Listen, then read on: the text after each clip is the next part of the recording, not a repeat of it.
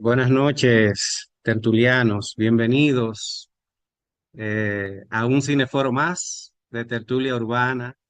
Hoy con la película La Zona de Interés, The Zone of Interest. El acostumbrado recordatorio de que este cineforo tiene spoilers. Si a usted le desagradan los spoilers, vea la película primero y luego viene aquí a ver este cineforo. Un recordatorio para las personas que nos ven por YouTube, y es que al algoritmo de YouTube le gusta cuando ustedes nos dan like. Él se pone contento, el algoritmo, y, y les recomienda nuestro contenido con más frecuencia a otras personas. Así es que denos like. Y si no se han suscrito, suscríbanse. La película de hoy, La Zona de Interés, es una película del 2003, perdón, 2023, es del 2023. Es un drama histórico, escrito y dirigido por Jonathan Glazer. Se produjo en común por tres naciones, Reino Unido, Estados Unidos y Polonia. Y la historia que nos narra se basa en la novela escrita por Martin Amis en el 2014. Yo no voy a hacer un resumen de la trama, porque ya invitamos a todos a ver la película, pero sí mencionaré algunos puntos que me parecieron neurálgicos, como por ejemplo la simbología en la película. La oscuridad tiene una presencia importante, pero eso lo voy a mencionar más adelante, luego de hablar de algunos aspectos técnicos. Así es que los invitamos a recordar otros momentos de la película, si así desean hacerlo. La filmación inició en verano del 2021 y fue en casi su totalidad alrededor del campo de concentración Auschwitz, que fue el campo de concentración nazi más grande que hubo. No el único, pero el más grande. La fílmica se enfoca en la vida del comandante nazi de Auschwitz, Rudolf Höss. Él fue alguien histórico, él existió de verdad y él fue el comandante que más tiempo duró siendo comandante de un campo de concentración y el más grande. La historia es acerca de él y su esposa Hedwig. Ambos viven en familia, en un hogar con cinco hijos y demás personas. Y este hogar es la zona de interés. Y ahí es que viene su título. Este hogar está al lado de un campo de concentración. El actor que da vida a Rudolf Höss se llama Christian Friedel. Y la actriz que da vida a Hedwig Höss se llama Sandra Huller. El director Glazer eh, tuvo como un enfoque muy formal de un material tan sensitivo. Se vio la disciplina y el respeto que tuvo por el material, porque al ver la película notamos una falta de sentimentalismos. Es como narrarnos la historia sin juzgar, sin, sin que el narrador se ponga triste ni de ninguna forma. Es uno que aporta esos sentimientos. Y al presentarnos la historia así, nos muestra el profundo respeto que tuvo por el tema. En cuanto a su dirección, a la dirección de Glazer, ¿ustedes notaron cómo las cámaras están ubicadas? Es como quien dice un plano contemplativo, cámaras fijas, es como tipo documental. Nos da la sensación de estar ahí presente con la gente que sale, con los personajes que salen. La cámara se ubica cuando los personajes están de pie. La cámara se ubica a medio cuerpo, nunca alto, sino a medio cuerpo. Hay tomas en que en que los personajes se ven como en un elevado y la cámara se ubica desde abajo. Por ejemplo, la toma donde sale Rudolph al lado de la chimenea que está botando ceniza y humo, es una toma desde abajo hacia arriba.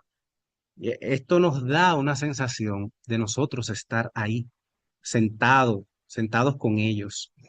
En muy pocos minutos de la película, la cámara se mueve. Son tomas fijas y varias cámaras en simultáneo. Lo que más podemos ver cuando, cuando se filma una película es que, para citar un momento de la película, se ven unos actores que están en el patio, suben una escalera, entran a un pasillo y del pasillo pasan como a un comedor o a una sala. Normalmente se hubiera filmado eh, primero la toma del patio, luego corte, luego filman la toma del pasillo, corten y luego filman la toma del comedor o de la sala y corte. Pues aquí no se filmó así. Aquí se pusieron tres cámaras fijas filmando en secuencia y los actores iban caminando como si fueran cámaras de seguridad de una casa. A los actores no le dijeron corte, sino que la cámara iba brincando de un sitio a otro, filmando lo que los actores hacían continuamente.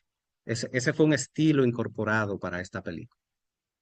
El drama presentado en la película gira en torno de la pareja, Rudolph y Sedgwick, y la convivencia habitual en el hogar, viviéndose en esa casa de espalda al drama de millones de personas enviadas a los campos de concentración.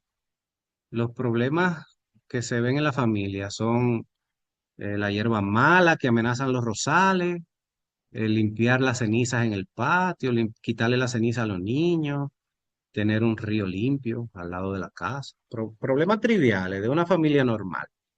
Y a un muro de distancia, el horror y gente queriendo sobrevivir. Eh, los creadores de la película tuvieron un propósito y yo creo que lo lograron, y es presentar las similitudes entre nosotros y los perpetradores, no entre nosotros y las víctimas, es entre nuestra manera de vivir y la manera de vivir de los nazis, de esa familia. El director con esta narrativa trata de desmitificar, eh, o sea, trata de contar algo difícil de una manera que se vea más clara y más fácil de entender, porque es que con frecuencia los nazis y son presentados como personas mitológicamente malvadas, como monstruos, como desfigurados faciales, como que son violentos, y no es así, la mayoría era eh, bien vestidos, elegantes, eh, educados en sociedad, articulados, y cuando uno dice eran verdaderos monstruos, ok, pero su apariencia y su vida en sociedad no reflejaba esa monstruosidad que uno le endilga y que uno con su imaginación le pone. Así es que una de las intenciones de esta película es que no pensemos que esto pasó y quedó en el pasado y ya. No, es una historia, cuando nos la presentan así, haciendo la similitud con nosotros, es una historia de ahora y de aquí. No debemos sentirnos a salvo. Eh, es una manera de que nosotros veamos que emocionalmente y políticamente estamos muy cerca de los perpetradores. Ejemplo, Gaza. Lo que está pasando en Gaza es horrible. Y el mundo, como quien dice, es una minoría digamos que es una minoría que pudiera estar haciendo referencia a los horrores que se están viendo allá, ahora, hoy día. Entonces, yéndonos a los simbolismos, yo quiero hablar del que más me impactó, la oscuridad. La oscuridad tiene una presencia aquí importante. Empezando por el afiche de la película. El afiche de la película es una flor roja. Y alrededor de la flor lo que hay es oscuridad. Y en el centro de la flor, oscuridad también. Vemos, como a mitad de la película, y la vemos varias veces, una chica iluminada, rodeada de oscuridad. Es como un negativo. Entonces, la oscuridad representa horror. Sin embargo, la chica, ¿qué está haciendo? Dejándole alimentos a los judíos que trabajan la tierra. La chica representa amor, representa luz, representa empatía. Los alimentos se ven iluminados también, pero en un entorno oscuro, en un entorno de sufrimiento. La partitura que le dejan a ella, que luego se ve ella tocándola en el piano, también se ve, se ve así, iluminada. El protagonista, otro ejemplo de la oscuridad, es cuando el protagonista se ve bajando la escalera, ya cerca del final de la película, se ve bajando la escalera. Cuando él está en la parte iluminada, él tose, en él se ven unas arcadas. Es como, es mi interpretación. Si ustedes lo ven de otra forma, por favor, compártanla. Es como el último dejo de humanidad que pudiera tener Rudolf Hoss, como si estuviera asqueado, pero luego se compone y ¿qué hace? Continúa su descenso. ¿Hacia dónde? Hacia la oscuridad, hacia el horror. Él estaba esperando, él tenía un trabajo de recibir 700.000 judíos para proceder con su eliminación. Y entonces es como, es la interpretación que yo le doy a ese momento. Otro momento en donde la oscuridad es un personaje es al final de la película, cuando ya estamos en el presente, cuando estamos hoy en día. Cuando abren la cámara de gas para limpiarla, aunque es de día y los bombillos están encendidos, la cámara se ve oscura. Y otro momento es cuando vemos los crematorios. Los crematorios también es de día y se ve oscuro adentro. Y donde apilaban los cadáveres también se ve oscuro. La, la imagen en negativo donde sale la chica debe interpretarse, o sea, la luminosidad que se ve en la chica debe interpretarse como contrario, como lo inverso a la maldad que se ve en la imagen normal, como se ven la fotografía de la película normal cuando enfocan a los nazis y a los demás personajes. Como dije ahorita, la chica representa amor, cuidado, al dejar alimentos para los hambrientos. La música inicial en pantalla oscura. Bueno, para mí eso no es música. Para mí eso es una disonancia que el propósito que tiene es hacernos sentir incómodos. Y es un anuncio de que lo que viene realmente es incómodo. Lo que, lo que se nos viene es que nos mostrarán una historia que nos hará referencia a algo horrible y luego nos damos cuenta de que lo horrible no nos lo muestran, sino que uno lo suple. Es decir, que este trabajo te deja espacio para con tu imaginación suplir lo que no se muestra y nosotros entonces aportar una respuesta emocional nosotros mismos. Nunca se ven imágenes del campo de concentración y a veces se ve un techo de una de las edificaciones de Auschwitz y hay un muro de por medio. Otro simbolismo de la película para mí. Ese muro viene siendo como la indiferencia de la humanidad ante hechos penosos. Si no lo vemos, no nos afecta, no le damos importancia. La, la abuelita, la abuelita se marcha de la casa porque se siente incómoda. Ella no propugna una solución, ella simplemente se va, da la espalda. Es como cuando vemos algo por televisión y cambiamos algo desagradable por televisión, cuando vemos algo que nos desagrada, le cambiamos el canal o apagamos la televisión y continuamos para adelante. Ya, le damos la espalda. Se concentra en un jardín todo el sentir de una nación y de una sociedad cuando, cuando no queremos saber nada. En Alemania, mucha gente no quería saber lo que estaba sucediendo ahí.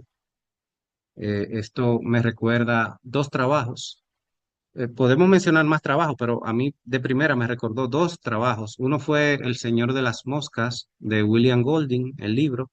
En el libro se habla de un grupo de niños, un grupo de niños solos en la isla sin supervisión adulta, y hay un grupito que le dicen los peques. Los peques no querían que lo embromaran, lo que querían era jugar, divertirse, y los problemas reales que estaban en la isla, no, no, no, déjeme tranquilo, yo lo que quiero es comer y jugar y ya, y dormir. Y otra película que me recordó fue Don't Look Up, la que trabaja Leonardo DiCaprio, un problema muy serio que tiene la humanidad, y la humanidad lo que estaba era viendo redes sociales y pendiente de la farándula, etcétera, etcétera, etcétera. O sea, mundanidad sobre brutalidad. Esta película es, digamos que, el arte del horror implícito. Steven Spielberg dijo que La Zona de Interés es la mejor película desde su película, la lista de Schindler. Dijo que está haciendo muy buen trabajo creando conciencia, especialmente sobre la banalidad del mal. Desde que la película salió, se ha hecho y se ha hablado bastante de Gaza, muchos autores. Aquí hay, yo tengo una lista de autores, pero bueno, ok. Muchos autores han escrito acerca de cómo este film hace que pensemos en Gaza y que el genocidio y los asesinatos en masa que se están cometiendo en Gaza por muchas culturas se han banalizado, o sea, se ha banalizado el mal aquí, ahora, en el presente. El final de la película, cuando presenta las imágenes de ahora, el presente, es en el Museo de Auschwitz. Ahí nadie habla, es sin palabras. Y esta es para mí una clara alusión de que no existirán palabras para describir el horror y la deshumanización que vivió la humanidad, valga la redundancia, deshumanización que vivió la humanidad en ese tiempo. Y cuando vemos también en el presente a los empleados limpiando el museo con con esa meticulosidad, con esa atención, em, eso yo lo interpreto como que, o sea, y en el museo podemos ver los crematorios, la cámara de gas, las pertenencias de los judíos. Podemos ver tantas cosas y esa gente atendiendo ese museo para preservarlo, para que dure. Yo eso también lo interpreto como que la humanidad procurará siempre cuidar que prevalezca ese recuerdo de una etapa tan sombría y horrenda. Yo califico este trabajo, entre otras cosas, como respetuoso y elegante. Usted, por favor, díganos cómo lo califica. La comodidad, la buena vida, la burbuja en que vivimos inhabilita muchas veces para sintonizar con los horrores que suceden a nuestro alrededor. Y eso me hace recordar una frase muy significativa de Al Gore en su trabajo An Inconvenient Truth, una verdad incómoda. Él dice en ese trabajo, It's difficult to get a man to understand something if his salary depends upon his not understanding it. Es muy difícil que un hombre entienda algo si su salario depende de que no entienda. Esta película es un retrato de la maldad desde la cotidianidad, es un gran grito desde el silencio. Y yo quiero finalizar esta ponencia con una de las frases que más presente está en mi vida. Y la digo ahora en clara alusión a la chica iluminada, a la que nos muestran como si fuera en negativo. Hasta en los pantanos más fétidos nace una bella flor. Muchas gracias por su tiempo y por su atención.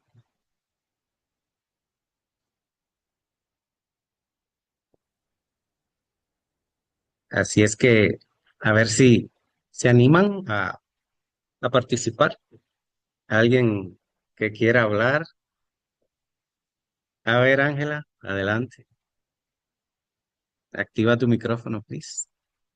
Hola, me perdí una parte de tu explicación porque moví la computadora y se me fue el internet.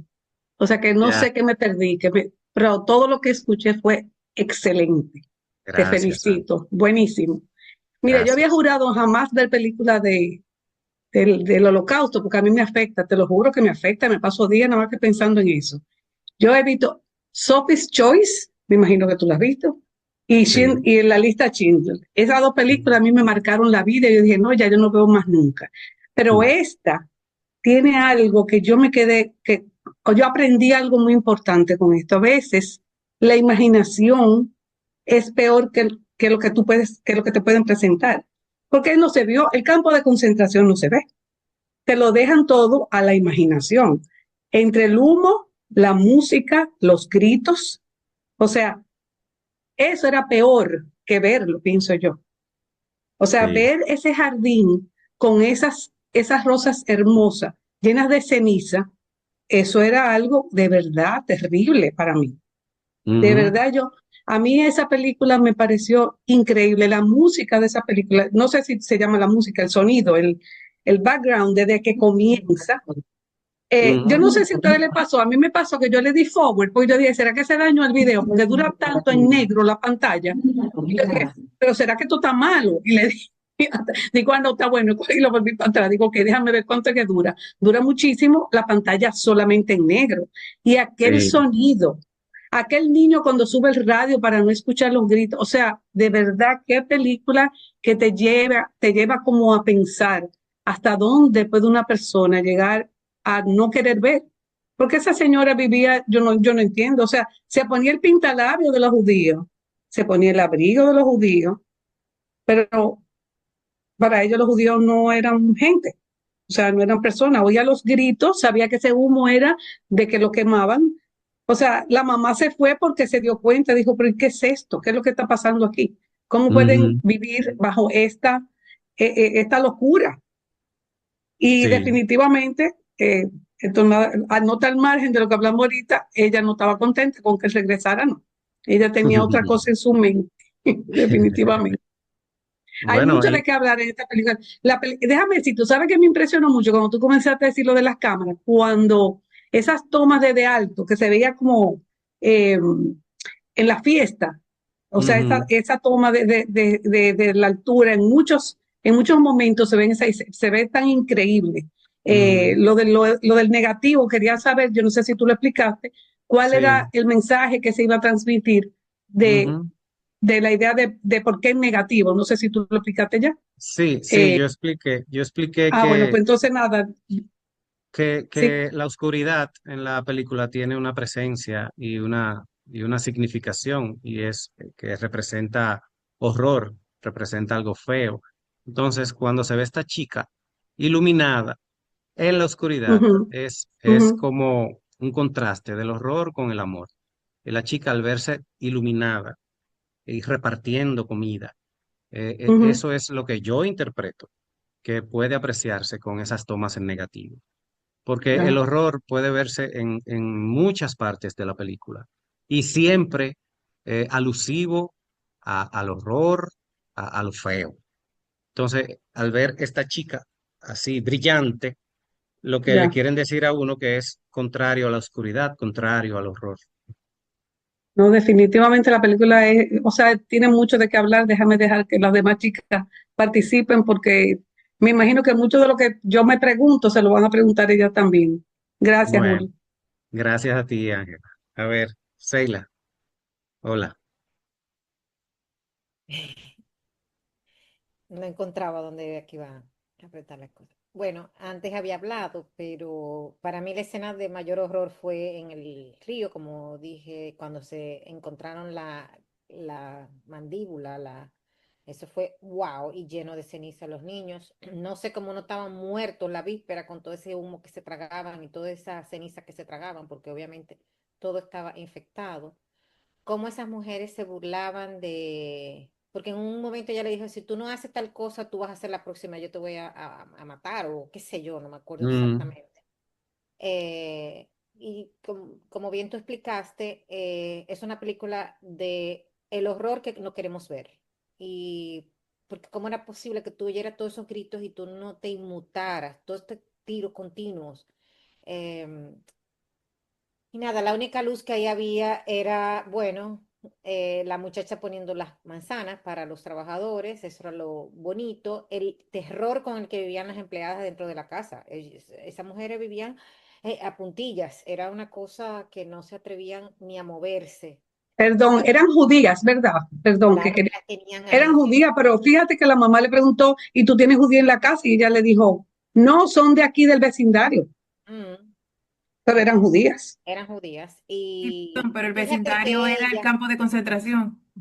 Fíjate que ellos parece que eran unos campesinos, o no voy a minimizar, eran personas que se habían trazado una meta, como cualquier gente joven, habían sido novios desde los 17 años y han logrado lo que querían. ¿A través de qué? No importaba, porque ya habían logrado lo que ella quería, por eso ya no se quería ir, porque también parece que tenía un romance con el jardinero. Eso a ella le afectó el tener que irse. Fíjate que ella fue muy desagradable con él. Incluso la única vez que cruzó al lado fue para decirle que ella no le interesaba irse de ahí. Y no se ve, pero ella iba. Esa fue una escena en movimiento de las pocas que hay, Julio, que fueron como fuera de la locación. Ujú. Eh, ¿Qué más digo? ¿Qué tanta cosa? Hablamos del amante hace un ratito, fuera de cámara. Hay tantos temas, pero el tema más importante es eso, lo de no aceptar lo que estamos viviendo. Y como yo necesito vivir, a mí no me importa lo que el resto pase. Eso es Sí, impresionante, darle la espalda a todo. Y los niños, cómo se tapaban los oídos, se ponían a jugar o brincaban o qué sé yo qué cosa para no oír el horror que le quedaba al lado, como si nada estuviera pasando. sí, Y ese día de verano fue increíble. Eso fue como una burla a todo lo que estaba pasando alrededor. Bueno, pero sí. dejo para que los oyentes. Jugaban con dientes, ustedes vieron los dientes, los Sí, por puentes, Dios, eran como los los soldaditos. puentes. Y los dientes negruzcos. Él lo tenía ahí, por favor. Y cuando ay, no, no, no, no, no, no. Pero Mm, bueno, hay mucho que hablar. Y eso que tú dijiste, Ángela, de cuando se ve la cámara desde arriba, eso significa que estás atrapado en el cine. Porque el mm, personaje se siente atrapado. Y él lo mm. que estaba era en eso, porque yo creo que se estaba muriendo, Julio, tú preguntaste. Para mí que cuando él bajó al rellano y empezó a toser y a tener arcadas, yo pienso que él estaba Mm. intoxicado de tantas cosas que había inhalado producto de su trabajo. Es una posibilidad. No, no, porque Rudolf vivió Ah, bueno, que se le ha hecho después un de eso, chequeo. Ah. después de eso, él, Yo pensé No, que estaba ahí se acaba enfermo, la yo pensé que él película. tenía como un cáncer, algo, que estaba Ahí enfermo. era que se acababa la película y fue que él como que regurgitó, porque no voy a decir que fue un vómito, pero regurgitó porque estaba ahí sí. cuando salió de la fiesta, que él no estaba en la fiesta, porque él estaba Ujú. Ujú. enamorado de su mujer independientemente de que tuviera un amante, pero ella como que no estaba en él porque ese boche que esa mujer le dijo, Ujú. Y también ella hizo una casa muy bonita, con un sí, jardín muy lindo. pues ella era muy Y, trabajadora, ella era muy y trabajadora. para ella como que si le costó mucho esfuerzo lograr tener esa casa tan bonita, irse para otro lado, empezar, eso también contribuye a que, oye, vete tú, yo me quedo aquí en mi casa, que yo la hice a mi gusto. Si hay algo que yo no escuché, quizás ustedes sí, yo no sé en qué fecha exacta se supone que era eso, yo no sé si era final. 40 y pico, 40 y piquito corto. Al Sí, pero final, al para saber final. si, Lo 40 y decía. piquito. No, lo que pasa es, perdón, que interrumpa. No, En no una de las importa. escenas se ve como hay una reunión donde están los principales funcionarios y militares. Ajá. En ese momento es que se define la extinción total, que eso tenían que extinguir, tenían que matar inmediatamente porque ellos sabían que la guerra se estaba poniendo complicada. Y eso fue alrededor de 9 meses antes de que termine la guerra. Ok, ok. Es para Sí. tener Y los aparte de eso, contextos. recuerden que él era el encargado, el que diseñó Todas las. ese Sí, exterminio. qué Y por eso amoroso. era que él era necesitado en el Tercer Reich, no ahí perdón. En una sola locación. Sí. Ok. Él y una empresa de arquitectos, el nombre anda por ahí. Fueron ellos, esa empresa le presenta los planos y las ideas a él y él las aprueba porque es una manera de eliminar con menos esfuerzo, más cuerpo. Incluso cuando ellos tienen esa conversación, cuando le están presentando ese proyecto, no dicen cuerpos, ellos dicen piezas, como para, como para no ser tan Para a minimizar la franca. la Sí, como atrocidad. para, sí, podemos aquí, al día podemos tratar tantas piezas. Ellos no dicen tantas personas. Bueno, pues les dejo Eh, que hablen porque hay muchas cosas que hablar, hasta las camas que eran separadas. Bueno, gracias, Sheila. Judy, y se prepara Tania. Ay, no, básicamente lo que yo iba a pensar, lo que yo iba a decir, que fue lo que más me impactó, ya lo dijo Ángela y Seila. Esa mujer, o sea, pero también yo me ubico a esta época y todavía existen mujeres así, que se prefieren por vivir bien, por vivir cómodas, prefieren hacerse creer que no están viendo lo que está pasando, porque es imposible de que ella no supiera exactamente lo que estaba pasando. A mí eso me impactó demasiado esa mujer, más que el hombre. Para mí ella era más mala que el hombre. Mm. O sea, como ella, como mencionaron, lo de sacar el pintalabio, lo del abrigo, o sea, ella era una persona muy materialista, era una persona muy, o sea, mucho más que él. Él estaba dispuesto a mudarse y ya está con la familia, pero ella no, ella quería esa comodidad, ese confort que ella ya tenía. Y la mamá, o sea, a mí me impresionó de que la mamá fuera fuerte y se fuera y se fue. O sea, ella no iba a estar ahí. O sea, yo estaba histérica y decía, pero ¿cómo es que esa señora la llevan de que para el patio a tomar café y a tomar té o lo que sea y viendo lo que está pasando en el cielo al lado de ellos? Es una película muy fuerte, muy buena para analizarla. Gracias, Julio, por tu explicación. Y nada, gracias. Gracias, Judy. Gracias a ti. Tania, hello. Hola, Julio, excelente tu explicación. Espérate, que ahora se me olvidó Gracias. debajo la mano porque no me sale. Ya, yo la bajé. Ah, perfecto, gracias. Ujú. Buenísima. Y de verdad, ellos ponen todo de una forma light. Yo entiendo que tal como dijeron, ellos eran novios desde jóvenes y ella tenía la ilusión de su jardín, de su invernadero, de una casa, como la logró. Todo aquello para ella era una realización. Si ella renunciara a eso, donde tenía sus hijos sanos, donde había creado sus hijos, donde todos ellos vivían en armonía para ella, lo que hubiera alrededor no le importaba. Fíjense que eran poco sociables, no importaba quiénes estuvieran, ella buscó más su comodidad. Él era táctico, él era, vamos a llamar, una mente de objetivos, pero ella era de un carácter muy fuerte, muy fuerte. A él le tenían tanto miedo que cuando la mamá se va, nadie se atreve a decirle que se fue y le ponen hasta el plato del desayuno de la mamá, como si la mamá estuviera ahí. Y realmente yo creo que la mamá se fue sin que ella se diera cuenta por lo fuerte de carácter que era ella. Ella era demasiado fuerte, demasiado Mm. fuerte.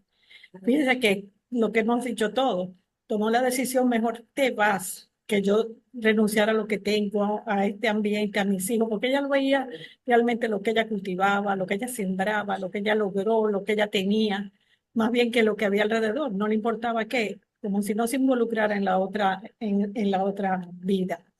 La niña buscando información sobre la película y sobre cómo se hizo, etcétera. La niña de la bicicleta, la que ponía las manzanas, fue una persona que ellos entrevistaron que estaba viva cuando se estaba realizando la película. Murió antes de que se llevara la película se exhibiera en el 2023, ella muere antes. Se usó la misma bicicleta que ella usaba, su misma ropa que ella usaba, se Wow. hizo todo como lo hacía. Y ella era lo que yo entiendo que esa sombra, esa luz y ese contraste también era el miedo que esa niña corría. Que aunque uno piense que ella está haciendo esto y sembrando y todas esas cosas, tenía que haber un riesgo enorme de lo que ella estaba haciendo, saliendo de noche, a pura noche, sola en aquel sitio, donde seguramente habían, y ellos lo dicen también, muchísimos militares y gente que cuidando la zona, ¿no? Porque eso había mucho. Fíjense, él, bueno, el año es 1943, para quien preguntaba, básicamente en ese año que es cuando a él lo trasladan, y él regresa en el 44 de nuevo a su casa, que era que ya no, ella se hizo una vida sin él, que no le importaba si volvía, pero realmente fue juzgado y fue asesinado, es una vida real, y muere en el 46, 47 de 45 años de edad, estrangulado. Realmente creo que lo juzgaron rápido. Se mataron 1.100.000 en ese campo y como tú dices, le estaban asignando más y él se sentía un héroe, él era el héroe. Yo también la oscuridad, cuando él va bajando las escaleras, yo pensé, ay, se enfermó, porque él iba como vomitando, y había pasado que estaba en el médico, que lo acababan de chequear y dijeron que estaba bien. Y yo dije, cónchale, pues entonces no, realmente se siente enfermo, fue lo que yo pensé. Después leí que el temor que él sentía ante la oscuridad le producía esto. Creo que por eso se ve que la lamparita de él se quedaba prendida de noche, no la apagaba, ella apagaba una lamparita, él se quedaba prendido. Y sobre las camas separadas, pues me alegra porque tuvieron 5 hijos y con la cama separada. Si hubieran estado juntas, tienen más. Así que demasiado buena. En los escritos dicen que ambos tenían parejas, es decir, él tenía una pareja de mucho tiempo. En su biografía se ve que esa fue una pareja de mucho tiempo y ella tuvo una pareja en ese tiempo que tuvo sola. Bien, eso es lo que Mm. pude investigar. Pero de verdad uno ve las cosas. Yo pienso que también para ellos los gritos era normal porque uno se acostumbra a todo. Si en una calle pasan muchos carros, ya tú estás acostumbrado a que pasen muchos carros. Esa era como la vida de ellos, ya que gritaran, era como lo natural de esa zona donde ellos vivían. Así que Sí. así se veía porque ellos se veían normales, jugando, salían al patio, todo normal, como si nada estuviese pasando. Y Ujú. esa era gente reales, de vidas reales, de ese momento. Sí. Bien, así que Tania, hay pero mucho. hasta uno viendo la película, eso de esos sonidos a lo lejos, ya después de la mitad de la película, ¿De qué ya uno pasa? los escucha y en uno no causa la misma impresión que cuando los escuchó por primera vez. Y estamos hablando de 2 horas. Así es, así mismo es, así mismo es. Tú lo Imagínate vivir en escuchaste. ese entorno, uno se insensibiliza, esa Bueno, gente se insensibiliza. había el hijo, el más pequeño, y el nieto que estaban vivos o están vivos, no sé. Y cuando lo entrevista, el niño dice, bueno, es que yo no sé nada de esa historia porque todo lo que supe fue lo que mi mamá me pudo haber contado, porque yo de verdad era muy pequeño y la parte que viví yo no sentí nada, nada, nada, nada que pueda relacionar con lo que estaba pasando. Y ellos estaban aún vivos. Es decir, es una historia, como tú dices, vamos a llamar reciente, porque parte de la familia todavía existía. La mamá murió viejísima, pero que era demasiado fuerte, era un temperamento demasiado fuerte. Es que todavía se va la mamá, ella ni siquiera se preocupa. Quiten el plato, y busca la carta, y fíjense que la carta apenas la lee, si es que la lee, y la quema. Es decir, a ella no le importó que se fue su mamá. Ella quería mostrarle como mira qué cómodo es aquí, mira qué bien estoy, mira todo lo que he creado, mira todas las flores, mira el jardín, mira todo lo que tenemos, una piscina, era como todo lo que habían logrado, no lo que Ujú. estaba pasando, no lo que estaban viviendo, no, no, no. Y él trabaja tanto, sí. Hay algo que me llamó la atención, Julio, a ver si nos puede explicar. Había como un túnel que conectaba a él como de su casa, desde su casa hacia hacia Así, el campo de concentración. el campo de concentración. Es decir, Ajá. él iba por un túnel y se comunicaban ambas cosas, por lo que vi. Oh, sí, sí, sí. Así Así. es.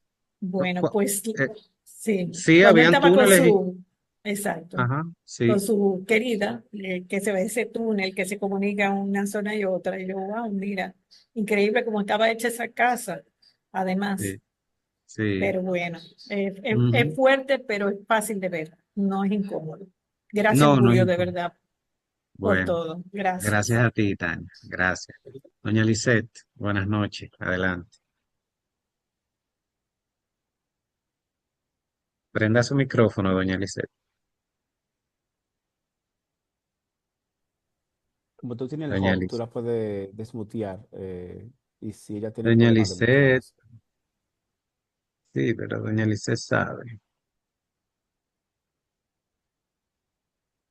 Doña Lisette, y doña Lisette. Ella apagó la cámara. Parece que se le fue el internet. Bueno, pues en lo No, que pero ella, vuelve, ella está ahí, ella está ahí. Al quitar la sí, mano, no se ve en el orden que es, pero ella está ahí. ahí Ella está viene, ahí ahí. viene, ahí viene. Prenda su micrófono, doña Lisette.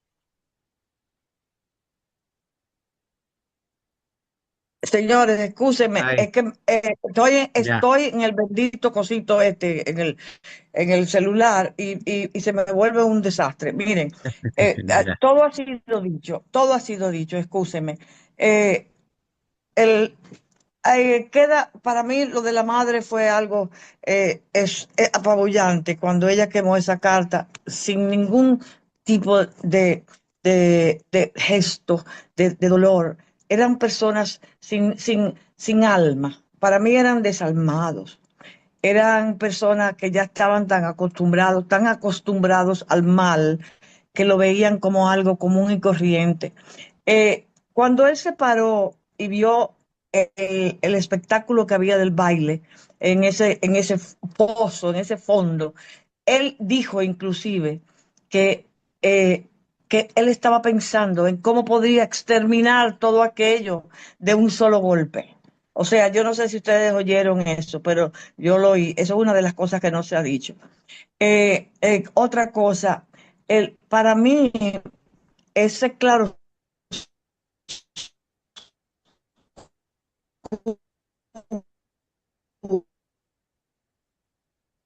Se frizó, doña Lisette. Apague su cámara, que quizá tiene mala señal por eso. Doña Lisette, se, doña Lisette, apague su cámara, que tal vez entonces la podemos escuchar mejor.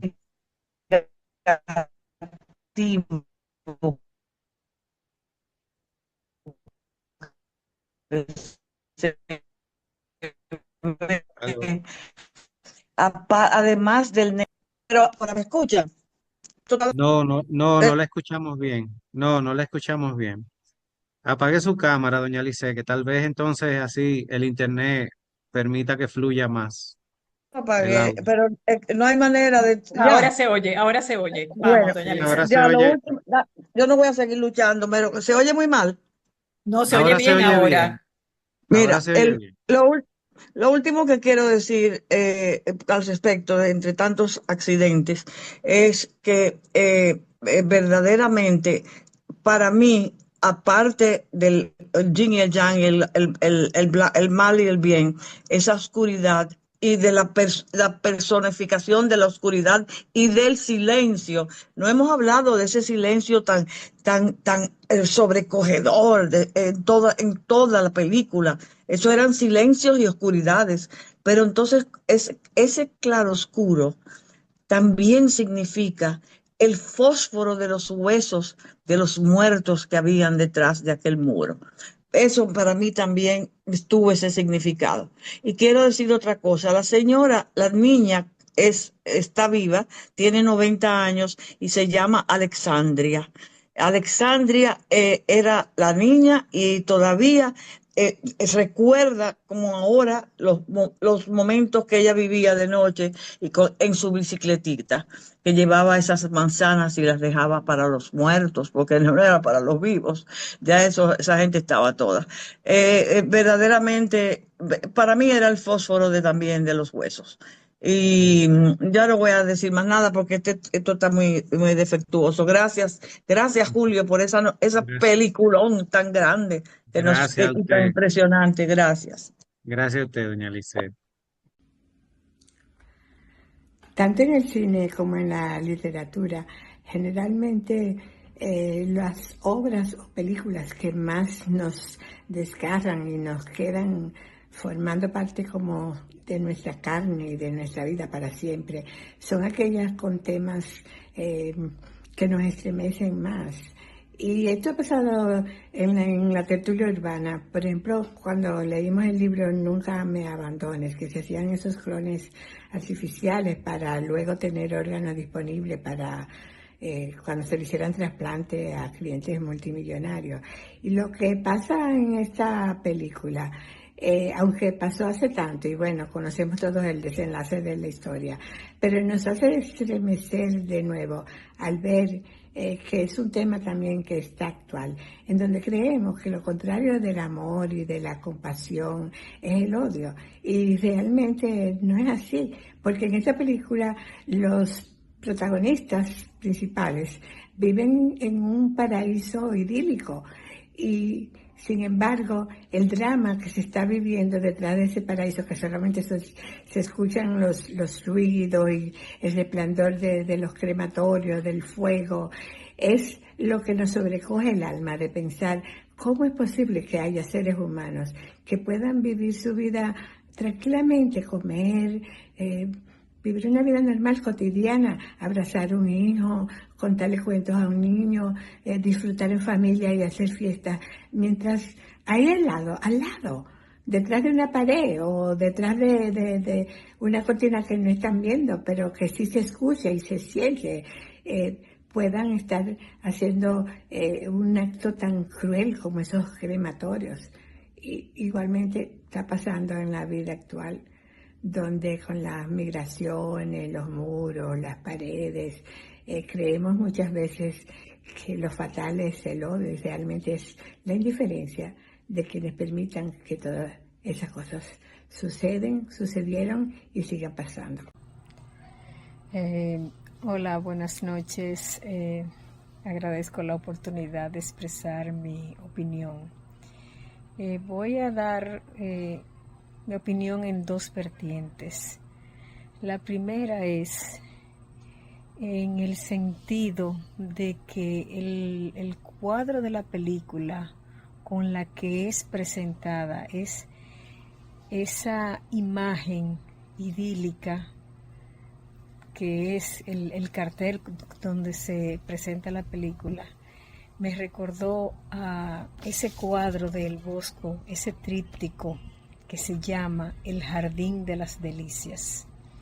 En la fascia central está esa imagen de precisamente el Jardín de las Delicias, que es lo que me hace recordar este cuadro, donde está la familia disfrutando de un picnic en el jardín y detrás el campo de concentración, que apenas se nota, a menos que uno no se ponga a buscar, porque es esa imagen donde se vive en una burbuja. Ellos vivían en una burbuja y ese era su jardín de las delicias, sin importar lo que estaba pasando fuera. Una burbuja que ellos mismos se habían creado y que se creían, porque todo lo que hacían y esa perfección, ellos la tenían creída en su mente.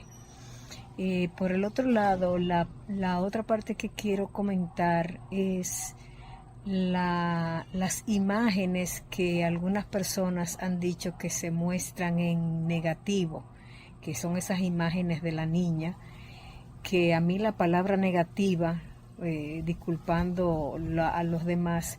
A mí no me gusta la palabra negativo porque tiene, valga la redundancia, una connotación negativa. Y esas imágenes es lo más positivo que tiene la película, en el sentido de yo prefiero usar un término que se usa en radiología, que es radiolúcido y radiopaco. Este término es un término médico muy técnico. Por ejemplo, si ustedes ven un hueso, un hueso saludable, el hueso se ve blanco, o sea, radiolúcido. Si el hueso tiene una fractura, esa fractura se ve radiopaca.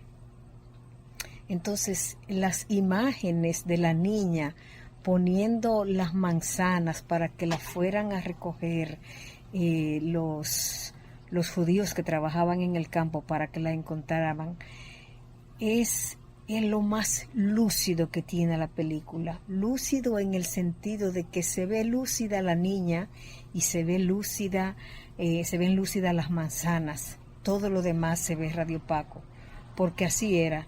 Lo único lúcido en toda la película es esa imagen que cuando nos muestran las películas, pues nosotros dijimos, pero esta imagen que tiene que ver, hasta que termina la película y nos damos cuenta de qué es lo que está pasando. Entonces, quiero hacer esa connotación en esa frase de radiolúcido y radiopaco, porque la lucidez, no solo en el aspecto visual, sino la lucidez de pensamiento, la única lucidez que hay en la película, donde no hay grandes diálogos, ni hay grandes música, la única lucidez de acción la tiene la acción de esa niña colocando esas manzanas. Es mi intervención. Muchas gracias. Bueno, a ver, ay Dios mío, mujeres que leen. Yo no me sé. Hola, mi nombre es Virginia Solimán. Virginia, hola, mucho Sí, gusto. Adelante. tengo 3 años perteneciendo a Tertulia Urbana y nunca había podido entrar a un cineforum. Ah, Pienso que bienvenida, esta es una maravillosa oportunidad con esta película, Julio. Amé la bienvenida. película, pienso que el 2024 fue un año buenísimo, buenísimo en términos de cine. Y amé también tu ponencia Gracias, sobre esta película. gracias. Quizás se hicieron muchísimos comentarios ya en el grupo. Lo que mencionaste de la desensibilización es así. Yo recuerdo cuando vimos Carpintero, bueno, yo vi Carpinteros, no sé quiénes de ustedes la vieron. Cuando yo me senté en el cine a ver Carpinteros, que me vi en la cárcel de la Victoria, yo me moví en el asiento porque me costaba, pero ya a los 5 minutos, 10 minutos, ya uno está ahí dentro. Yo digo que me faltan muchas películas por ver y todos los libros por leer, pero de verdad que amé esta película y me recordó por la perspectiva en que se presenta el tema nazi, el tema alemán y demás, lo que aborda. Me recordó en literatura a Priscila Velázquez Rivera, cómo ella abordó a Trujillo el tirano. Las Mm, tertulianas aquí saben de lo que les hablo. Cuando te presentan un tema de otra manera, pues eso sencillamente te vuela la cabeza. Y mi comentario final va alrededor de la actuación de Sandra Hüller. Es una actriz que tan solo su presencia transmite lo que, o sea, como esa dureza. Y coincide que en el 2024 esta película fue nominada, ¿correcto, Julio? Tiene todas las nominaciones del mundo, pero también ella fue, Ganó el Oscar a la mejor película extranjera. exacto, y Sandra Hüller fue también nominada en el 2024 por su actuación en Anatomy of a Fall, que no sé si se vio en este grupo. sí, Entonces, sí, nada, feliz. llegamos a Ujú. verla, sí. Ujú. Ah, tú ves, yo tengo que ponerme la pila porque Muy buena película, sí. esto Sí, está imperdible. Así sí. que muchas gracias y feliz de haber Ujú. participado. Bueno, gracias, Virginia. Gracias. Bye bye, Virginia. Ramonina. Buenas Bye, noches, Melvin, Aquí hablamos Ramonina. voy, luego. Ok, aquí voy. gracias. ¿Cuánto Bueno, tiempo, Ramonina? Qué bueno. sí, sí. Bienvenida. Bueno, tu ponencia, tu introducción fue que dio realmente los puntos claves de analíticos de la película. Te felicito. Precisamente el hecho, yo tendría quizás 3 puntos.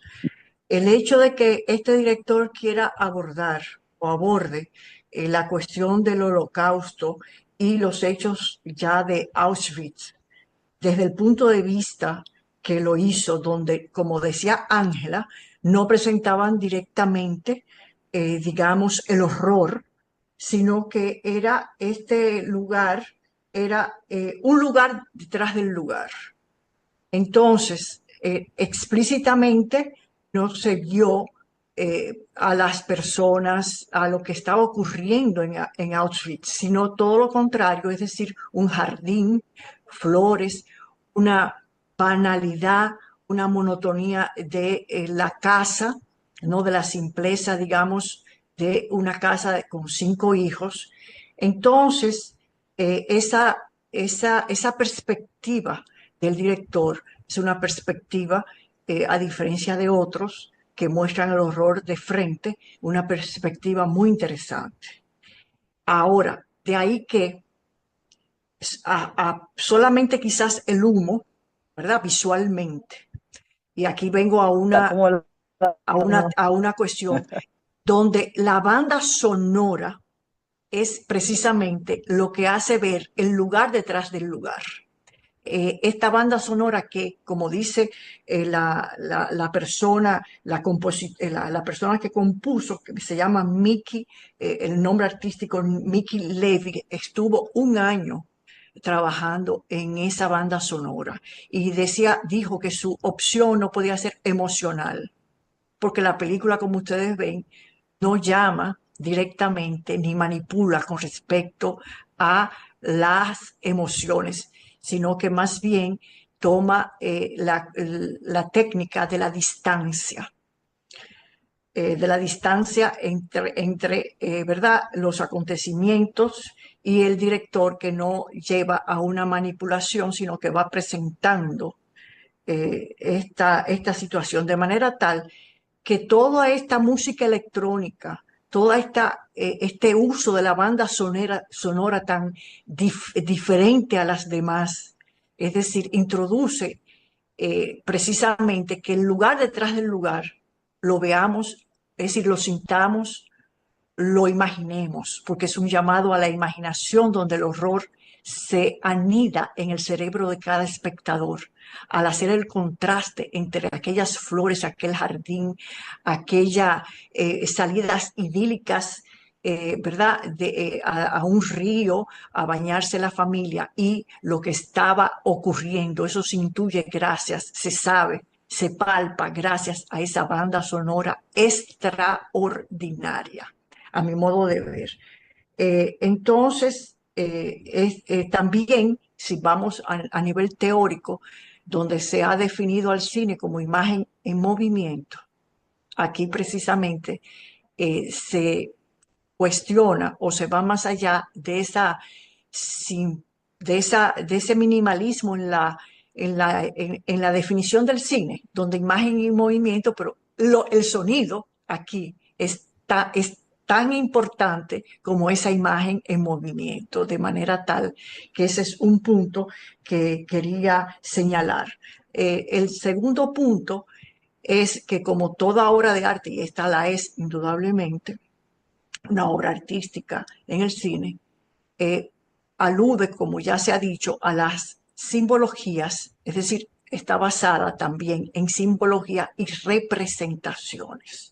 Es decir, esa familia que vive ahí, que ocurrió así, realmente cuando se lleva a la pantalla por un gran director como Glaser, ya esta familia representa, ¿verdad?, a una gran parte de la sociedad alemana. ¿Qué ocurre? Como millones de personas, millones de alemanes, es decir, idolatraron al Führer y siguieron ciegamente al Führer, pero fue sobre la base de voltear la mirada, de voltear la cabeza, de simular o fingir que no sabían ni se daban cuenta de lo que estaba ocurriendo.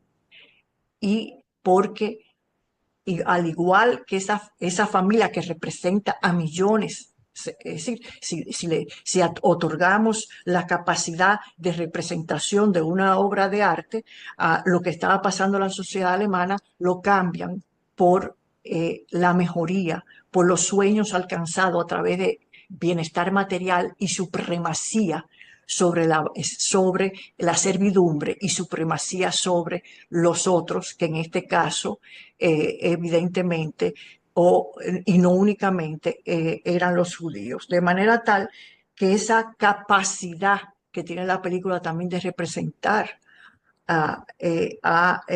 parte, yo no digo la totalidad, evidentemente, de la sociedad alemana, donde precisamente seguían al líder, al Führer y sus políticas, e ignoraban, simulaban y fingían. Muchos después dijeron que no sabían nada de lo que estaba pasando. Muchos alemanes que fueron entrevistados y que eran cercanos a estos sitios de donde la barbarie se expresó, la barbarie humana se expresó, decían que no sabían nada. Bien. La otra cuestión, y aquí esto yo voy a introducir quizás una poco de polémica, es decir, esto depende, es decir, mi visión no tiene que ser compartida para nada, pero es mi visión, es en relación al final de la película.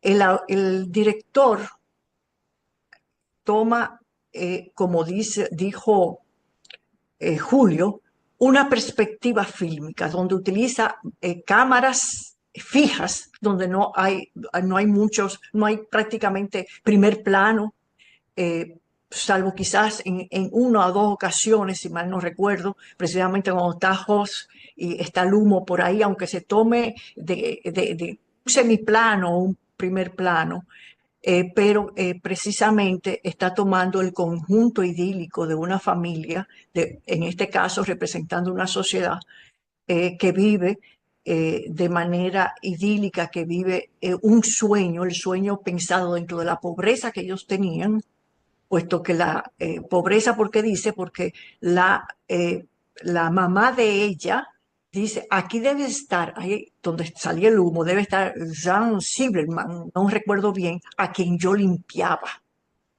Es decir, la mamá era parte de la servidumbre de una judía, de manera tal que es muy objetivo. Es decir, a lo que yo voy es que es como dijo Julio, no hay primeros planos, sino que es algo que parecería, nos ponen al espectador, que eso es mucho de la técnica del cine, como un voyeur, como los voyeurs, una persona que está ahí mirando todo lo que ocurre, precisamente. Entonces, el final, donde a mí me chocó mucho, porque ya al final el director toma partido, es decir, opta por tomar partido directamente, cuando hace la ida al futuro, donde está el museo de Auschwitz y todos los bienes dejados, es decir, los zapatos, donde se retrata todo, la cuestión de la cámara de gas, la incineradora, etc. Entonces, ahí precisamente ya hay una toma con esas imágenes, hay una toma muy directa, que no lo había habido tanto antes, del director. Donde hay un repudio moral a lo que acontece. A mí me chocó tanto esa opción del final que yo busqué, no he leído la novela, si él hizo una interpretación muy libre de la novela, entonces yo quería saber si había alguna cercanía, era semejante este final que él le dio al final de la novela, y no fue así. Es decir, no fue así, según yo no he leído la novela, pero sí he leído, yo busqué, y es algo más introspectivo, más de conciencia, pero no tanto ligado a la denuncia, como yo estimo que hizo el director. Un poco en ese sentido, a mostrar ¿verdad? Este tipo de, el Museo de Auschwitz. Eh, ¿Es alguna concesión a los productores? No lo sé. Eso fue una opción deliberada para que no hubiera creencias en algunos espectadores no avisados, que no entendía bien si él estaba eh, eh, también, digamos, sin criticar la el holocausto y el sistema es decir, de expoliación que muchos alemanes, no todos evidentemente, hicieron con la fuerza de mano, como la Volkswagen, y como ella misma hacía de su empleomanía doméstica. Así que esos eran los 3 puntos que quería tratar y ya lo dejo aquí.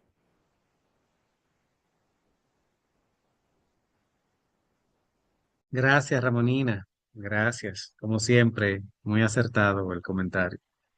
A ver, Jennifer. Hola, buenas noches. Julito, muchísimas gracias por la película. Realmente, este es el tipo de película que uno la mira, la termina de ver y luego, en reposo, en tranquilidad, uno comienza a captar todas las señales, toda la simbología y lo que la película nos quiere dejar. Entiendo que la película nos presenta otro horror.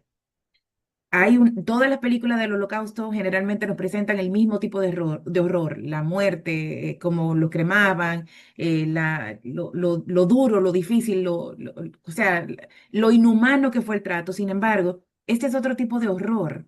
Cómo uno ve que las personas pueden llevar su vida normal aún sabiendo lo que está sucediendo del otro lado. Entonces, uno como ser humano, uno ve eso y le asquea.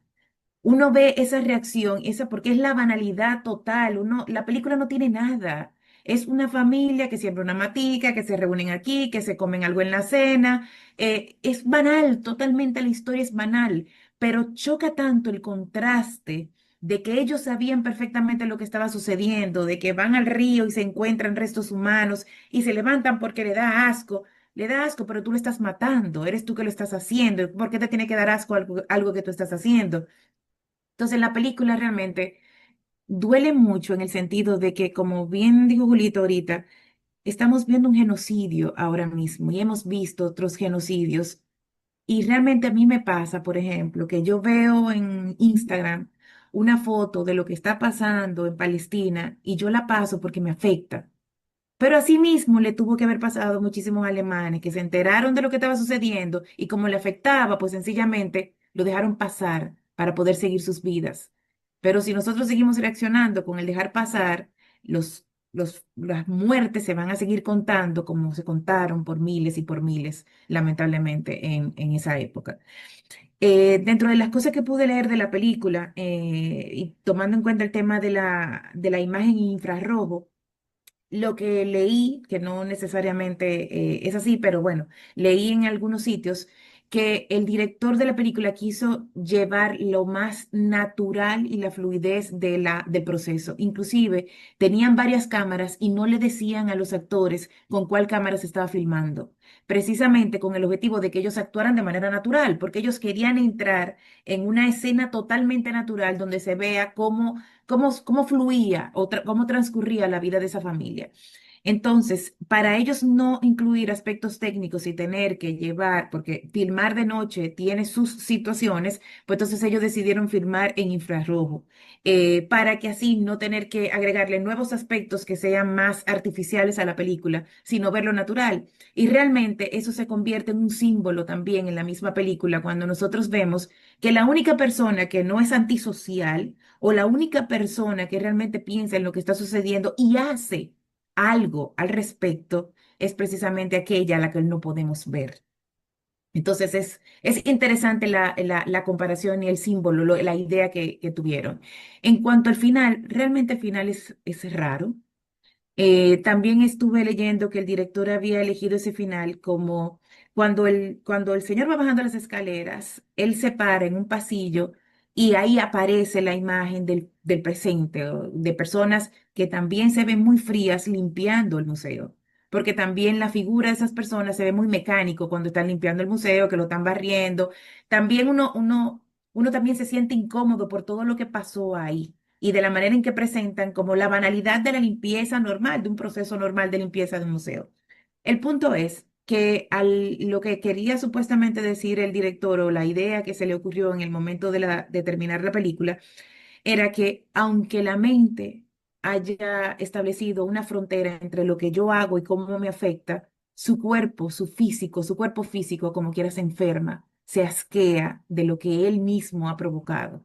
Entonces, cuando él tiene esa especie de epifanía donde él puede ver a futuro o se imagina a futuro lo que puede suceder cuando se presenta el museo, él se asquea de sí mismo, aunque su cerebro está totalmente cerrado, porque es una barrera que él mismo se impuso para que no le afecte. Esa fue una de las cosas que leí que era lo que quería explicarse en el final. Pero evidentemente, esta es una película. Siento que el objetivo de la película es que cada quien haga introspección, que cada quien piense, que cada quien vea cómo todavía de manera indirecta nosotros podríamos ser esos alemanes. Cuando uno ve muchas películas de esa época y cuando, por ejemplo, uno ve los juicios de Nuremberg, en esa época se le criticaba mucho a los alemanes y se les decía, ¿cómo ustedes permitieron esto? Ustedes fueron los culpables, inclusive lo que decían y como dijeron anteriormente, se defendían diciendo que no sabían. Cuando llegaron los rusos que desplazaron a los dueños de casa y los tiraban y le decían, sea ahora tú mi esclavo, tú me limpias la casa, porque ese es el castigo por lo que tú permitiste que sucediera. Lo que ellos decían es que no, que ellos no sabían absolutamente nada, pero muchos sí sabían. Muchos sabían que se iban 14 trenes todos los días cargados de judíos y que esos trenes no llegaban y que esa gente no estaba. Y tú sabías que tú ibas a la casa de ese judío y tú cogías sus prendas, su ropa, y las ropas se la daban y se le entregaban y no pasaba nada. Entonces, ¿a dónde están? Entonces, era que no era la desidia total. No me interesaba saber, no quiero saber, no quiero escuchar.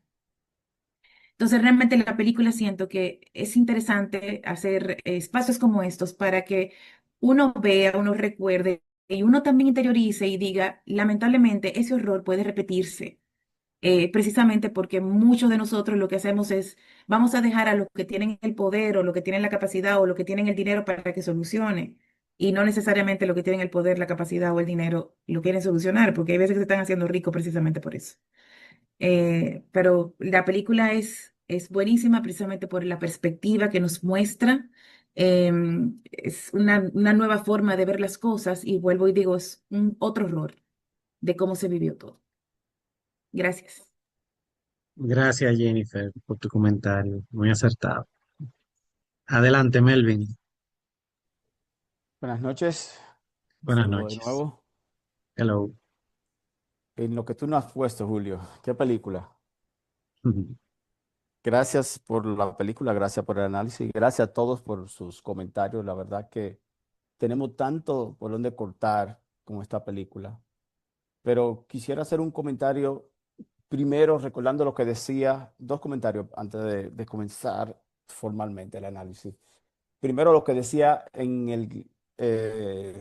a la entrada, ¿verdad?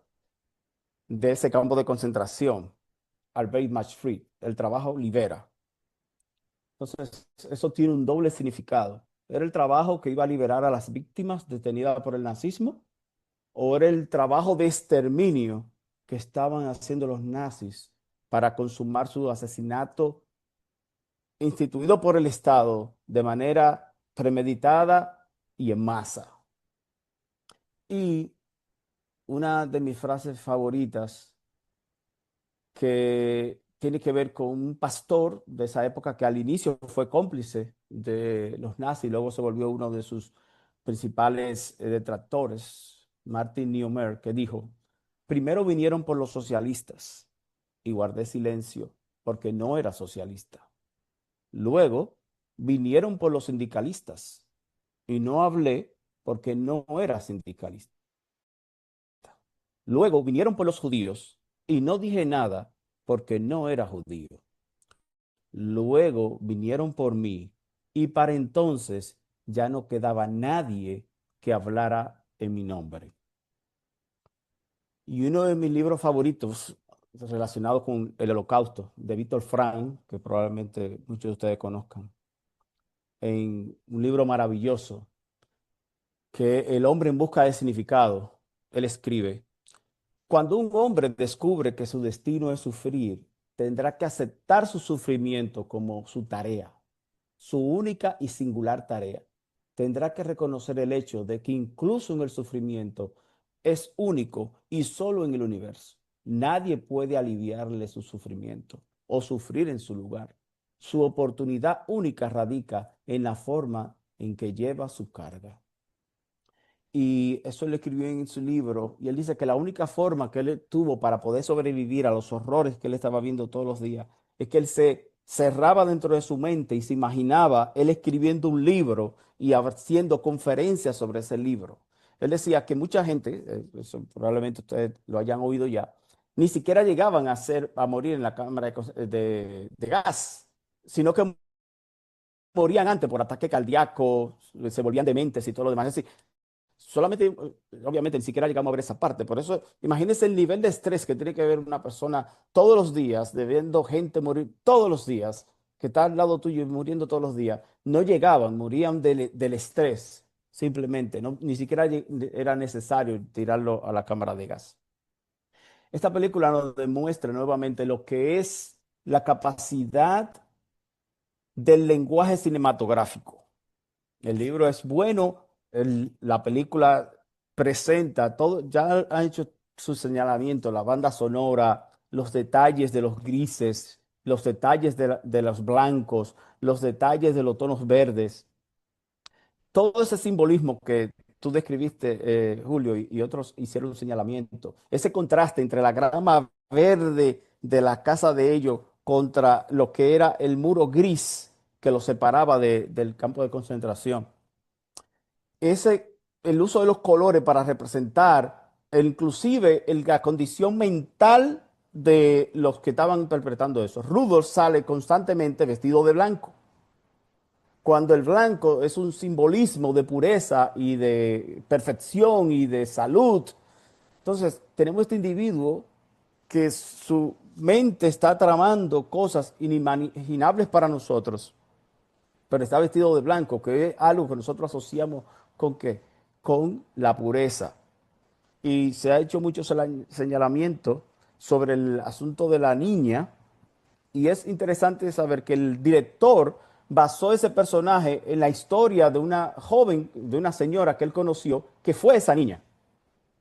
Y por eso le introduce en la historia para hacer el contraste, no de nosotros, de la humanidad que todavía reside en nosotros, que también tiene la capacidad de hacer el bien.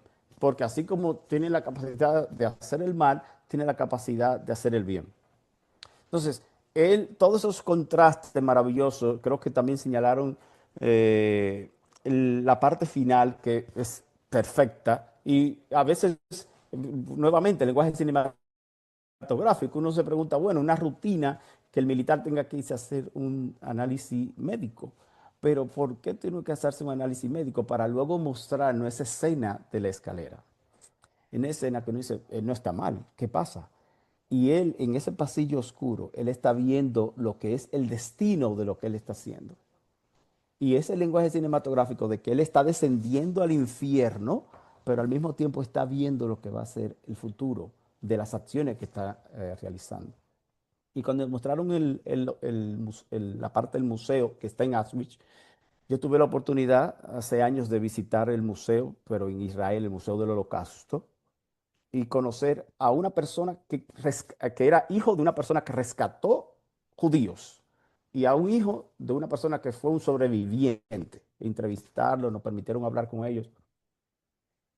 Y creo que es algo que todos nosotros, todos los seres humanos deben estar involucrados. Porque así como al día de hoy es completamente normal encontrar una cantidad increíble de personas que así como creen que la Tierra es plana, así encontramos un sinnúmero de personas que creen que el Holocausto nunca sucedió, que eso fue un invento. Cuando la mejor evidencia que tenemos de que lo que ha sucedido, lo dejaron los mismos nazis, los mismos German, porque ellos eran tan metódicos. Ustedes vieron esas reuniones que ellos hacían, donde hacían la planificación.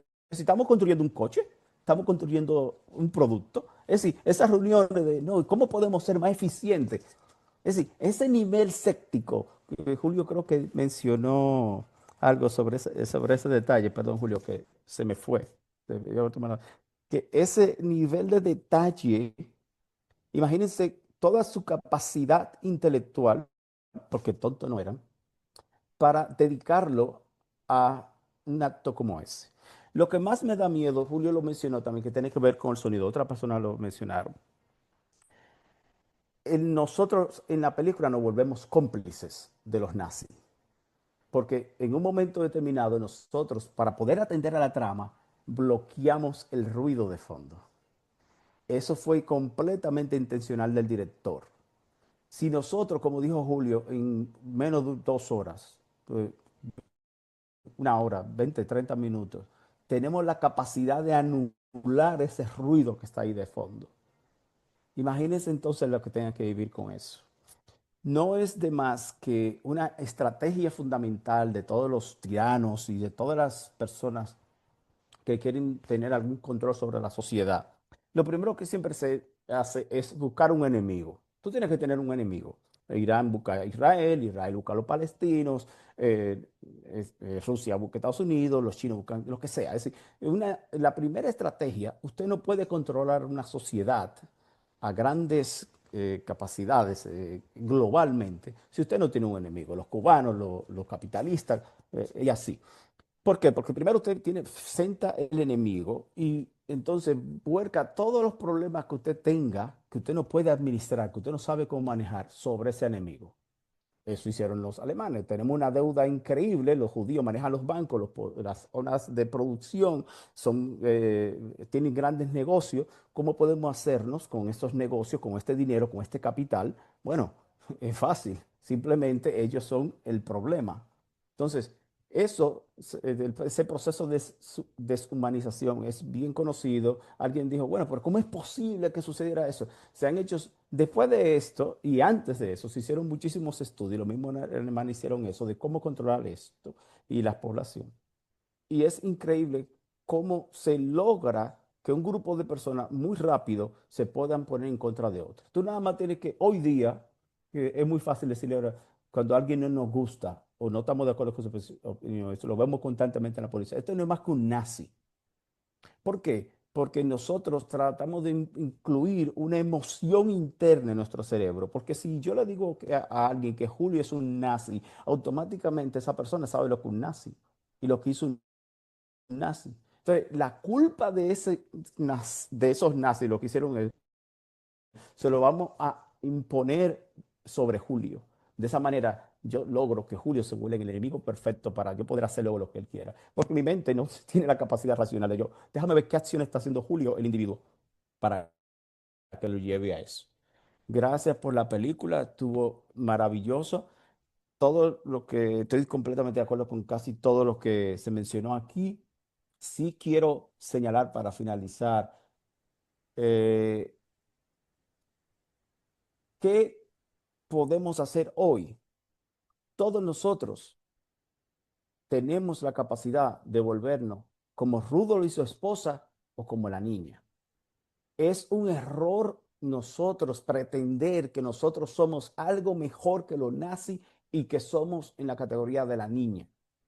La circunstancia, como decía López de Vega, es lo que va a demandar de nosotros cómo vamos a reaccionar. No nos ceguemos, porque es muy fácil hacer eso mismo que se nos nace, buscar un enemigo. No, ellos son los malos, no, tuvieron su época. Probablemente si no se hubiera, cuando terminó la Primera Guerra Mundial, si los acuerdos a lo que se le impuso a los nazis por los países de Europa no le hubieran provocado ese nivel de fustre, ese nivel de ver la forma tan humillante y a los acuerdos que tuvieron que firmar por la Primera Guerra Mundial, posiblemente nunca hubiéramos tenido un Adolf Hitler que se aprovechó de ese resentimiento alemán para instaurar el nazismo en Alemania.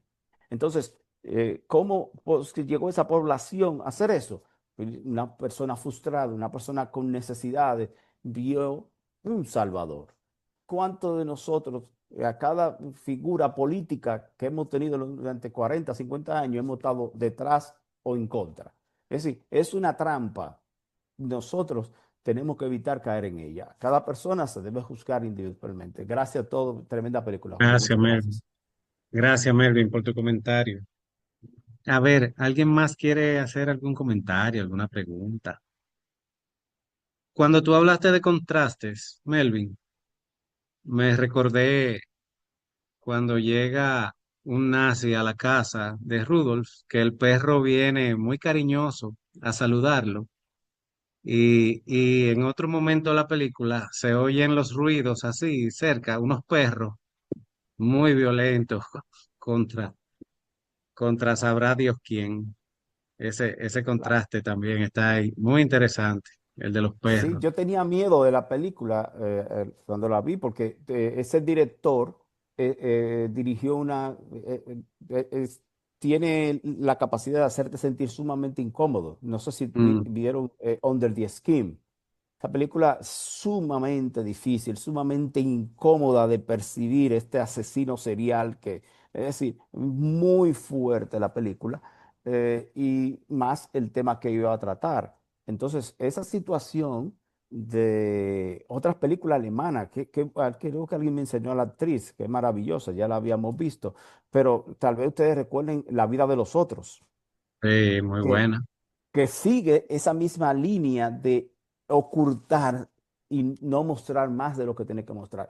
El Esa hecho la, de que nosotros tengamos que imaginarnos lo que está pasando es una estrategia del director que juega en contra de nosotros, porque la capacidad que nosotros tenemos de hacer el mal está mucho más allá de todo el horror que él hubiera podido mostrar. Entonces nosotros tenemos el hecho de que eso nos impacte, tiene que ver precisamente con eso que cada uno de nosotros guardamos dentro.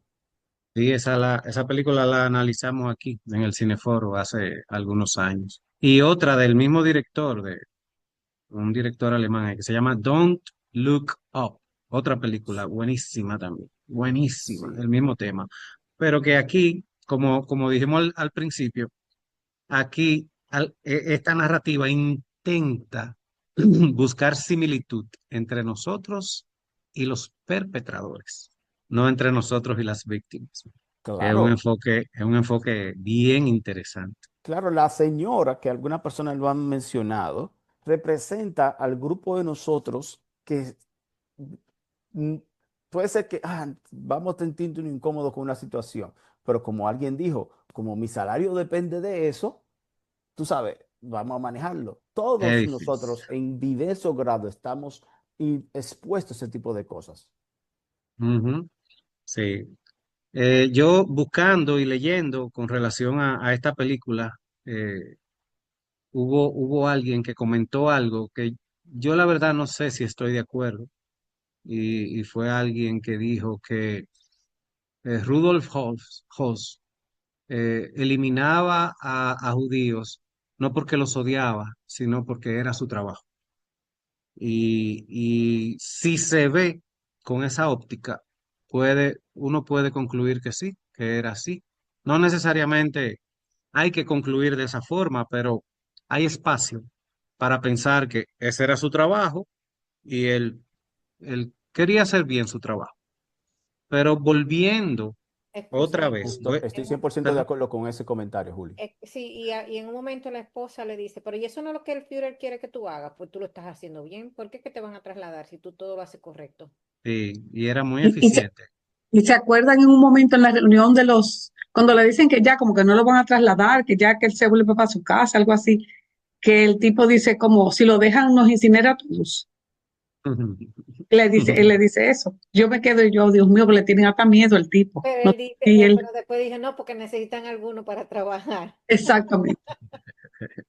Sí, Pero también tenemos que ver que eso es lo que alegan los veteranos de todas estas guerras, cuando hay juicios militares en lo que se define si es tortura o no es tortura.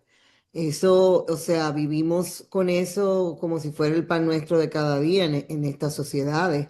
¿Qué es la definición de tortura? La tortura fue lo que pasó en Abu Ghraib en Irak con soldados americanos que lo que dijeron fue que estaban siguiendo órdenes. O sea, en la película también lo que pasa es la inversión de roles, es muy importante, creo.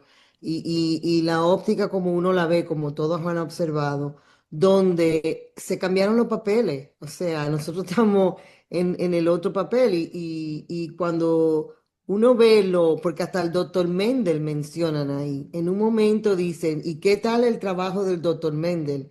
Y ustedes se acuerdan el famoso trabajo de doctor Mendel, que era esa tortura de esos niños, todos esos experimentos de genética y eso. Sin embargo, en esa óptica, Miguel, y esa fue la defensa de muchos de los que estaban en los juicios de Nuremberg, que ellos estaban siguiendo órdenes. sí, Y señores, si nada más prendemos la televisión hoy en día y vemos lo que está pasando, hay mucha gente siguiendo órdenes sin ver más allá de sus narices. sí. En los juicios de Nuremberg, las dos excusas más utilizadas, una fue esa, Yasmín, y la otra era, yo no reconozco la autoridad de este tribunal. Esas dos fueron las más presentadas. Yo seguía órdenes y este tribunal que me está juzgando no tiene autoridad para juzgar. Lo Esas bueno es que fueron. muy pocos negaron lo que estaba sucediendo, o prefirieron los que negaron, lo que decían es que no sabían, y otro que los detalles no estaban tan claros, pero no era que no sucedió. Sí, Entonces, algo sí, importante recordar, los militares, la diferencia por eso, y voy a hacer un comentario breve de eso. Primero, lo que es la diferencia de un policía y un militar. Un policía está para restablecer el orden civil. El militar está para matar. No hay ninguna otra razón para que exista un militar. Un militar está para matar, ya sea el enemigo o ya sea lo que es el enemigo del Estado. Y si el Estado considera que nosotros somos el enemigo, nos va a tocar. Entonces tenemos que tener eso en consideración. ¿Qué son los militares? ¿Para qué están? Uno entrena a un militar para que siga órdenes, mate. Y por eso muchos gobiernos han inventado con la droga y todo lo demás, como sabemos que sucedió en la época de Vietnam. Entonces, querer venir y decirle como que no es verdad que estamos siguiendo órdenes es complicado. Lo que le pedía esperar a ellos un funcionamiento. Y otra cosa es el concepto de guerra que solamente se maten los militares. Es algo muy nuestro de la civilización occidental. Bueno, tenemos que establecer un orden donde en la guerra se mate un soldado con otro soldado y ya, entonces, y no, eso nunca ha existido en la historia de la humanidad.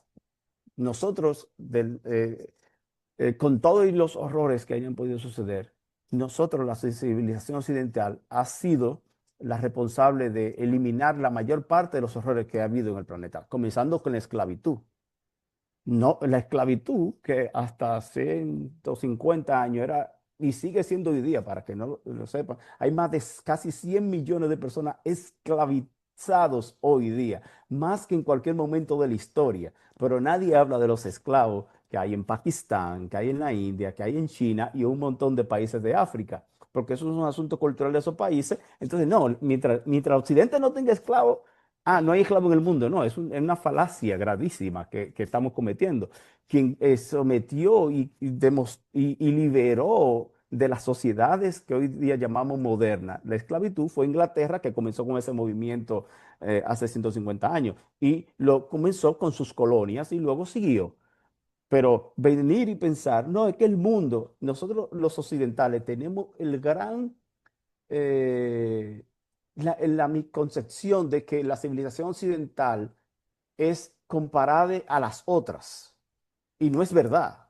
Es muy, pero muy superior. Pero el liberalismo nos ha llevado a pensar, no, es que todas las civilizaciones son iguales. No, porque no todas las civilizaciones dijeron la esclavitud es mala y hay que erradicarla. La civilización occidental lo hizo y la expandió a todo el mundo.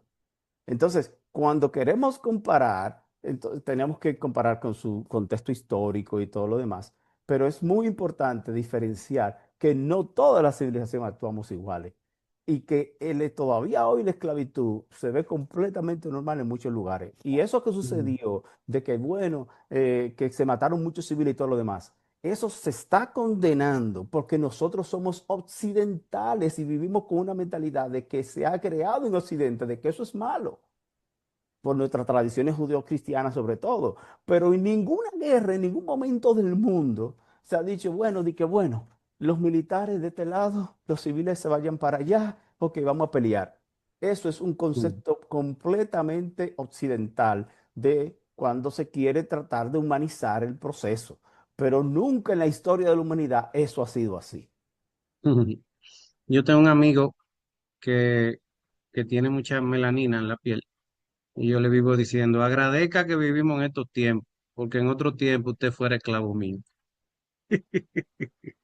Es un buen punto, Julio. Ay, me van a... Yo No me tengo saquen del amigos, grupo, por yo tengo favor. amigos que cuando hablamos, yo trato de explicarle que no hay, yo soy un fiel defensor y y un fiel admirador de la civilización occidental, porque fue la civilización occidental la que nos dio el Renacimiento, la que nos dio a Mozart, a Beethoven, la que nos dio a Da Vinci, la que nos dio todo lo que fue la civilización y el reboot del conocimiento, que es lo que mantiene hoy día, que es lo que ha creado el mundo moderno. Pero vuelvo y digo, me llama mucho la atención como Occidente, eso lo explica muy bien en el libro El choque de civilizaciones, creo que es el título, que tratan de comparar las diferencias, porque al final vamos a tener un choque real de civilizaciones, porque es que nosotros comenzamos con tribus, recuérdense lo que fue el Imperio Romano, cuando se separó en la famosa 10 tribus y compañía, es decir, nosotros somos tribales, nosotros somos de familia. Y podemos unirnos siempre y cuando esas personas que están a nuestro alrededor compartan nuestros mismos valores, similitudes. Cuando ese engranaje social se rompe, no hay forma de mantener una sociedad unida. Sí. Bueno, señores, Yulisa me está presionando por el privado, que ya está bueno, que ya no pasamos de las 9. Muchas gracias. Así es que voy a cerrar. Así es que voy a cerrar con una pequeña historia, bien breve y ya. Em, lo que voy a contar es real. Tengo un vecino, le salió una verruguita aquí, pequeña, y la verruguita le drenaba, le supuraba. Y él, lo que le molestó era que le supuraba, que le botaba un liquidito de vez en cuando y él tenía que vivir y secarse. Cuando fue al médico, cáncer. Se fue a Miami, que hay una clínica ahí muy buena de cáncer, y, y lo operaron, efectivamente, era cáncer agresivo. Y le dijeron que había llegado, que había avanzado bastante, aunque no se veía. Y el médico le dijo, si ese cáncer hubiera llegado al hueso, hace metástasis y a usted lo despiden para su casa y que sus últimos días sean de calidad y con poco dolor. Él tiene un hoyo en la cara, él anda con una mascarilla siempre y no se ve la operación, pero le están poniendo unas sustancias, hay unos químicos para que les regenere el músculo y la piel otra vez. Esta película es como esa verruguita, una verruguita chiquitica que se ve y el trasfondo, lo que hay detrás, lo que hay abajo, es algo muy agresivo, muy feo, muy horrendo. Y esa es para mí la idea principal que nos deja esta narrativa. Un chin así y, y el trasfondo es inmenso, feo. Muchas gracias a todos por sus comentarios Gracias, Julio. Muchas gracias a y nos todos. vemos en la próxima. Buenas noches. Bye Buenas bye. noches.